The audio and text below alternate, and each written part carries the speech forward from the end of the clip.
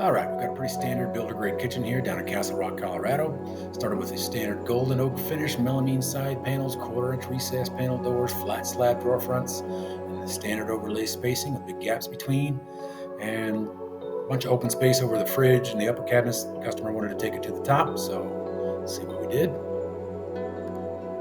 Okay, so here's the white shaker transformation.